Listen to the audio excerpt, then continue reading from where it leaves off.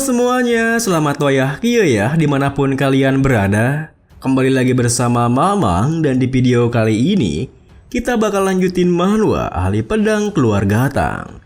Kita masuk di part 5. Di awal video ini, mendengar pertanyaan pendekar Wonjin, Yumyong pun mengatakan jika ia mempelajarinya dari sebuah kitab tentang teknik mata yang diberikan kepadanya oleh seorang pendekar bawahan Wonjin. Tentu saja pendekar Wonjin pun mengingat hal itu sebelumnya.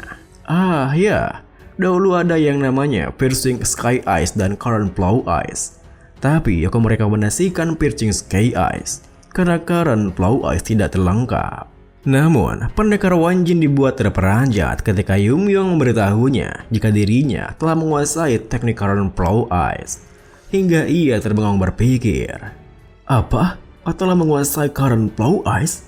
Itu adalah salah satu dari teknik mata tertua keluarga Tang. Tapi kenapa dia bisa?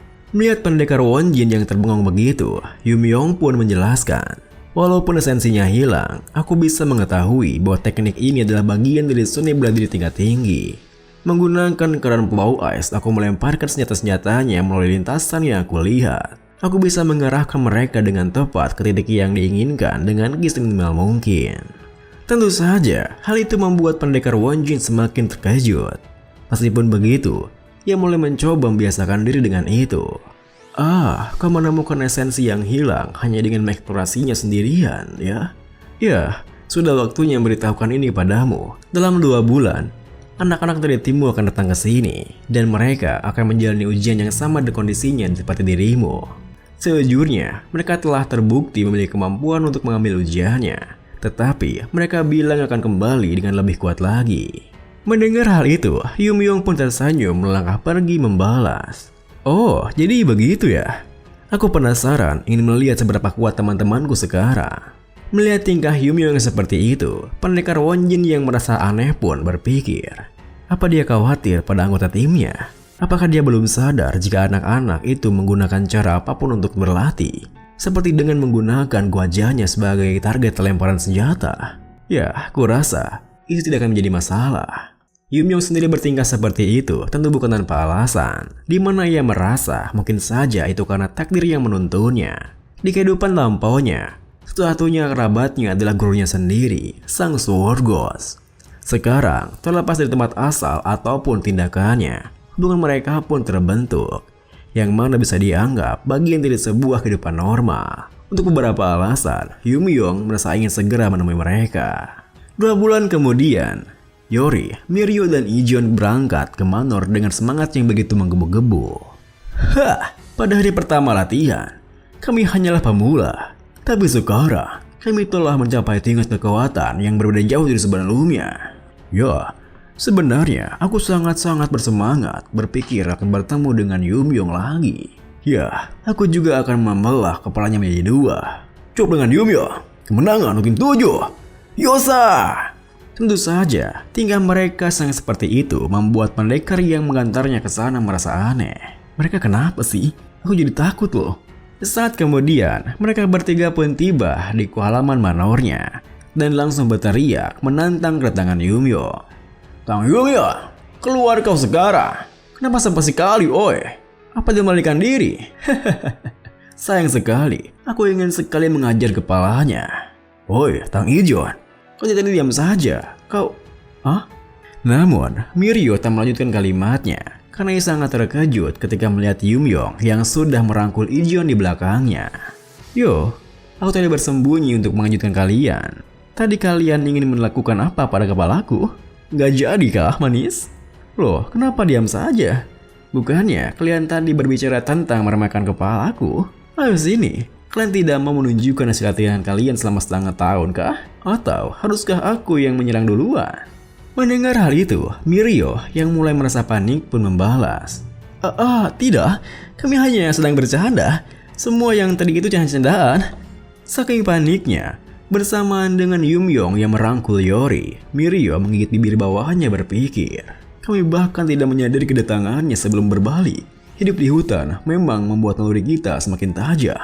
Tapi, apakah ini perbedaan di antara kita? Apa yang dia lakukan selama waktu ini? Selain itu, dia tumbuh menjadi lebih tinggi. dan bahkan wajahnya. Aha, apa yang sedang kau pikirkan? Apa ini? Karena aku hanya melihat binatang selama di hutan ini. Di saat Mirio terpana begitu, Yumyong tersenyum mengatakan, janganlah terlalu berkecil hati. Bahkan dari sudut pandangku, kau sudah menjadi jauh lebih kuat dari dirimu sebelumnya. Hanya saja terlihat kurang mengesankan karena ada aku di sini. Tentu saja, senyuman Yumyong terlihat begitu menawan di mata Mirio. Meskipun begitu, ia juga menyadari jika beberapa hal darinya tidak akan pernah berubah. Malam harinya di sebuah kamar di wilayah keluarga Jaega, nampak beberapa anggota keluarganya yang membantu kompetisi ketua klan muda dari klan Tang tengah mengadakan sebuah rapat. Woi Changxin, kau sudah datang? Sudah 6 bulan ya? Sulit sekali untuk menemui dirimu. Meskipun para saudaranya menyapanya, Pak Changxin malah langsung memulai rapatnya. Baiklah, nanti saja basa-basinya. Lebih baik kita langsung ke intinya. Apa ada seorang di kelompok kalian yang mencolok? Saudaranya yang membalas. Partisipan nomor 2 patut diperhatikan. Dia menunjukkan tingkatan pertumbuhan yang melampaui partisipan lainnya. Daripada tekad untuk menjadi lebih kuat atau bertahan hidup, kelihatannya dia memendam sebuah rasa benci yang sangat mendalam untuk seseorang. Dan emosi itulah yang buatnya termotivasi. Saudaranya yang lain menambahi, jika kita membahas potensi untuk menjadi menang, kita tidak bisa mengabaikan partisipan nomor 10 yang lulus ujian warrior hanya dalam 1 bulan. Mendengar hal itu, masih para saudaranya yang lain menyebutkan beberapa partisipan lainnya. Pak Changxin malah terdiam berpikir. Partisipan nomor 2 dan 10 memang menarik perhatian. Tapi setelah menghadapi partisipan nomor 28, mereka tampak biasa saja. Sudah cukup mengejutkan. Dia berhasil keluar dari formasi itu. Tetapi saat aku diam-diam melihat latihannya, aku sangat terkejut. Dia menunjukkan skill yang bahkan tidak bisa digunakan seorang master. Tetapi mereka partisipan nomor 28 terlalu beresiko. Aku merasa dia sudah mengetahui rencanaku. Namun, di saat Pak Changxin memikirkan hal itu, saudaranya yang lain merasa aneh dengan sikapnya bertanya, "Oh, Changxin, sepertinya ada yang membuatmu khawatir. Apa kau baik-baik saja?" Seketika itu juga Pak Changxin terperanjat. Meskipun begitu, ia merasa lebih baik tidak membicarakan hal itu sekarang. Karena mereka butuh boneka yang bisa mereka kendalikan. Tidak. Di kelompokku tidak ada partisipan yang benar-benar menarik perhatian. Bagaimana kalau kita merekrut nomor 2 saja? Aku akan memperkenalkannya pada keponakanku. Kepribadiannya juga sangat unik. Aku dengar nomor 2 memiliki wajah yang cacat karena sebuah cedera. Tidak akan sulit untuk membujuk hati orang yang seperti itu. Kita akan membantu anak itu untuk menang dan menjadikannya ketua klan muda, lalu membuat dia bertunangan dengan keponakanku. Otomatis keluarga jegal kita akan secara resmi menjadi keluarga eksternal daripada keluarga Tang. Ini akan memberi kita wewenang untuk ikut campur dalam urusan keluarga Tang, dengan meningkatkan pengaruh kita di dalam keluarga Tang dan membuat mereka tertarik. Suatu saat, keluarga jegal kita akan bergabung dengan keluarga Tang. Karena inilah kita mendukung kompetisi keluarga Tang. Baiklah, sepertinya kita sudah selesai berdiskusi. Jadi, kita akhiri pertemuannya di sini. Dengan begitu, mereka semua pun mengangguk lalu berjalan keluar dari ruangannya. Namun, Pak Changxin yang mempunyai rencana tersendiri berpikir, ya, nomor 28 terlalu berharga untuk dilepaskan. Jika dia memenangkan kompetisinya, kita bisa memujuknya dengan balas dendam, mengadopsi dia sebagai anak, dan menawarkan padanya posisi ketua klan muda keluarga Jaega. Ini kemenangan ganda. Kita beralih kembali ke Manor tempat tim 7 berlatih. Setelah tinggal di Manor, Mirio, Yori dan juga Ijeon mengendalikan pelatihan mereka. Meski latihannya menjadi 2 kali lipat, tak ada yang bisa menyaingi kenyamanan saat tidur lelap di sebuah kamar. Hari itu di tengah latihannya bersama dengan Yori, Mirio bertanya padanya, Ijeon dan Yumyong pergi ke lab hari ini kan?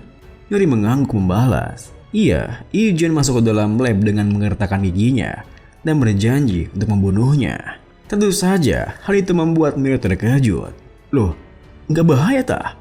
Ijeon kan yang terbaik dalam buat racun loh. Di saat yang sama, di sebuah lab kecil yang tak jauh dari lapangan latihan, Ijeon yang telah membuat sebuah racun dengan bangganya mengatakan, lihat, inilah racun yang dibuat dengan segenap jiwaku. Ini tidak bisa diabaikan bukan? Loh, apa yang kau lakukan sekarang? Namun tanpa mengatakan apapun, Yumyong langsung menenggak habis racunnya. yang membuat Ijon terperanjat. Loh, woi, kenapa kau minum racunnya? Dasar sinting. Muntahkan, oi. Kau akan mati kalau dibiarkan. Muntahkan gak? Di saat Ijon terus menggoyang-goyangkan tubuhnya, tiba-tiba saja Yumyong merasa ingin sendawa, yang membuat Ijon semakin panik. Apakah mungkin racunnya sudah mulai bekerja? Namun di tengah kepanikannya, Yumyong bersendawa cukup keras, di mana napas sendawa racunnya langsung menerpa Ijon di depannya, yang buatnya langsung berguling karena matanya yang perih. Tunggu, apa racunnya sudah mulai bekerja? Ah, bajingan, mataku cok! Alih-alih langsung membantunya, Yumyong malah tersenyum mengatakan, "Hei, itu salahmu karena terus menggoyangkan tubuhku seperti itu.